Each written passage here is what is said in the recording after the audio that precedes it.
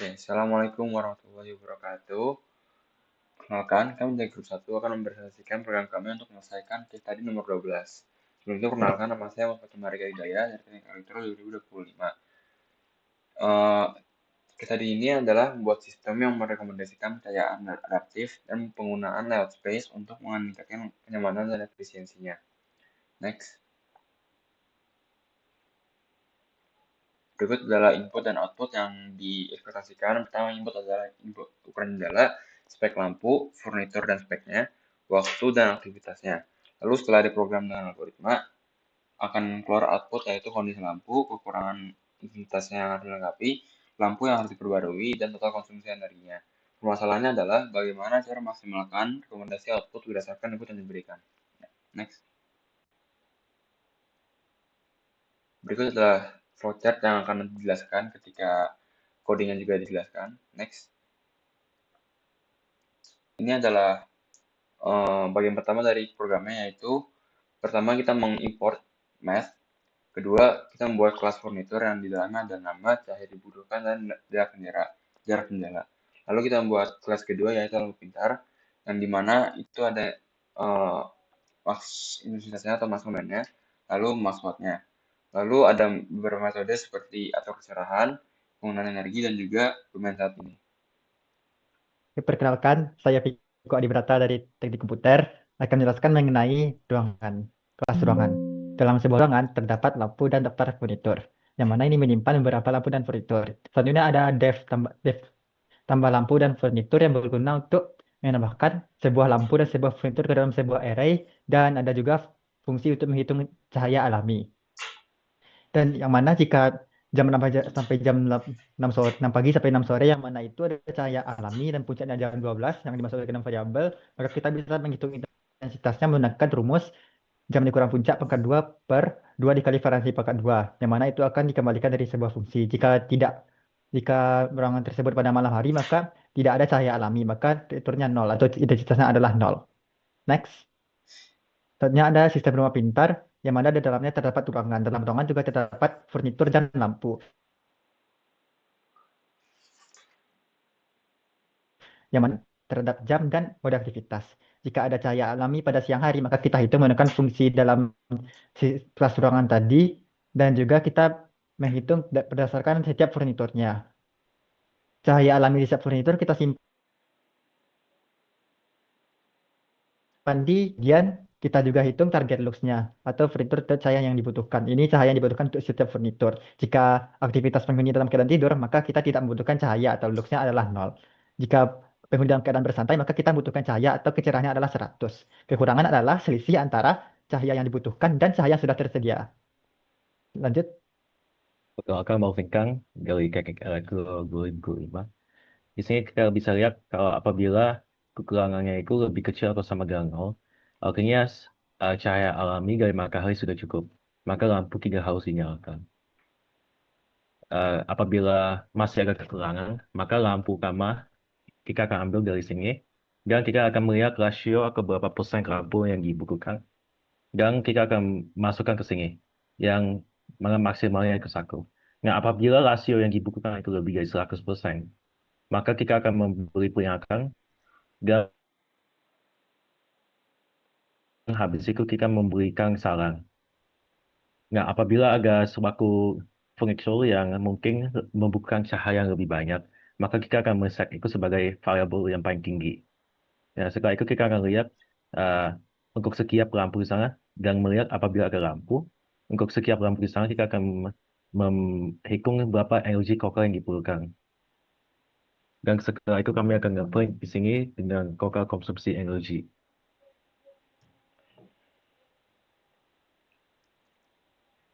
Berikutnya,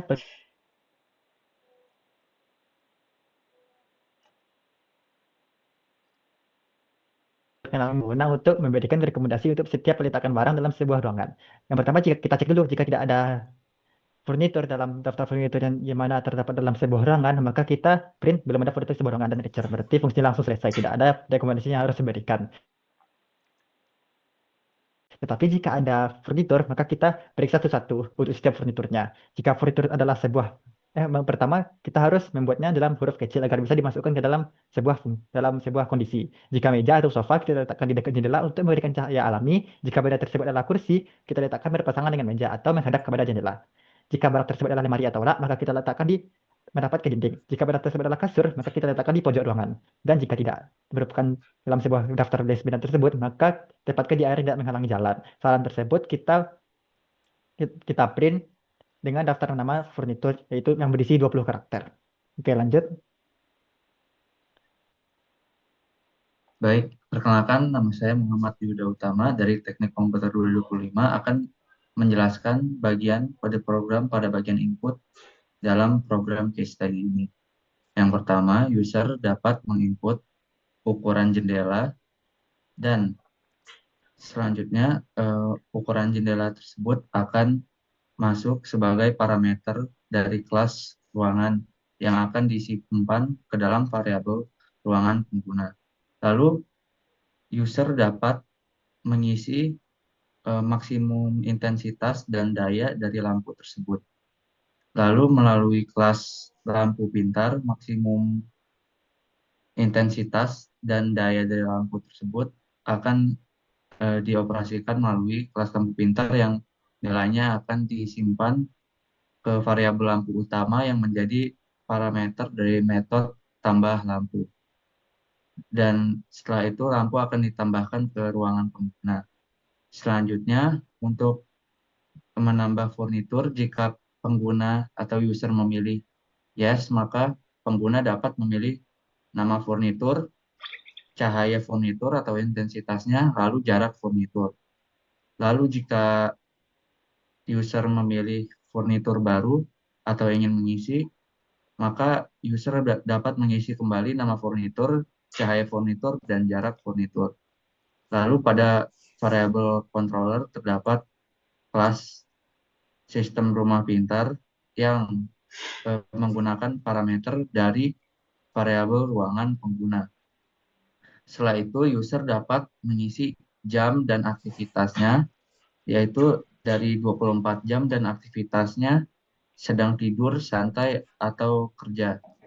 Maka selanjutnya dapat dilakukan optimalisasi lingkungan yang menggunakan parameter jam dan aktivitas dari input pengguna dan juga saran layout untuk furnitur.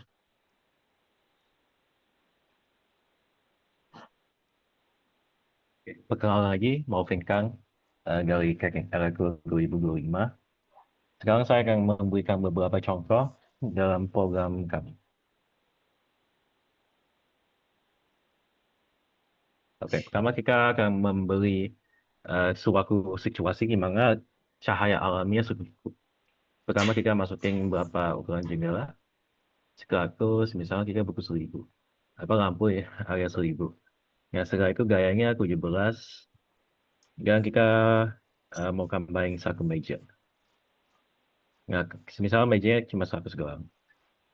Ya, dia berpapasan dalam dinding. Oke. Nah, sekarang jam 12, gimana itu puncaknya, dan sedang kerja. Nah, di sini kita bisa lihat bahwa cahaya alamnya sudah cukup dan lampunya tidak harus dinyalakan. Dan di sini juga ada analisis kakak lekat ruangannya.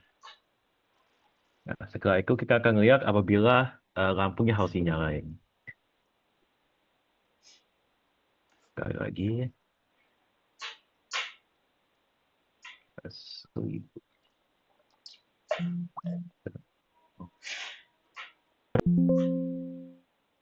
Misalnya sekarang udah malam dan dia lagi kerja gitu.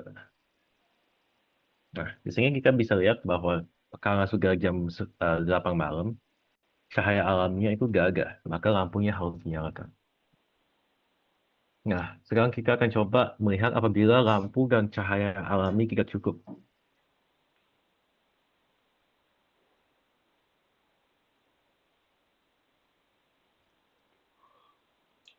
Misalnya 10.000.